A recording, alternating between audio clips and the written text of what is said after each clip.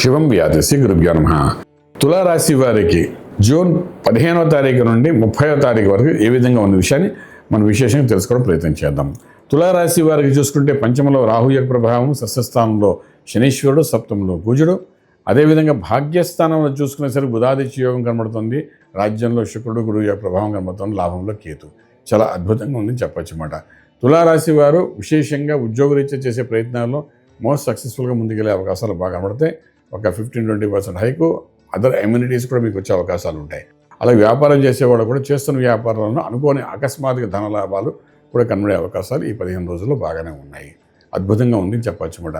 అలాగే మనం చూసుకుంటే విదేశాలకు వెళ్ళి చదువుకోవాలనుకున్న విద్యార్థులకు అనుకూలంగా ఉంది. విదేశాల్లో చదువుకుంటున్న విద్యార్థులు ఉద్యోగరీత్యా సత్ఫలితాలు వచ్చే అవకాశాలు బాగా కనిపిస్తున్నాయి తులారాశి వారికి.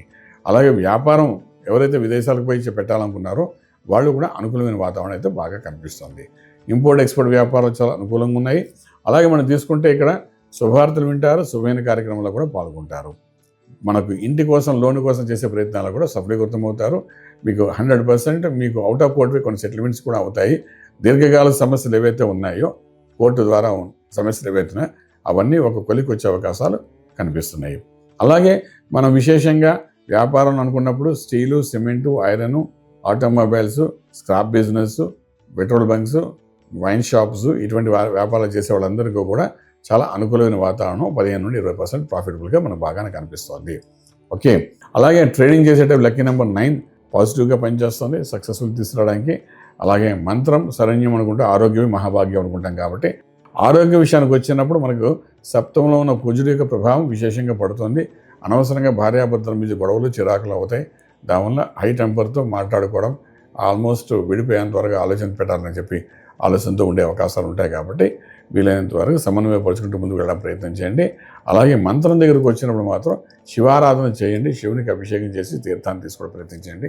కొంతకు మనసు ప్రశాంతంగా ఉంటుంది, రాజమార్గంలో రాజ్యం పొందగలుగుతారు. శివం వ్యాధు.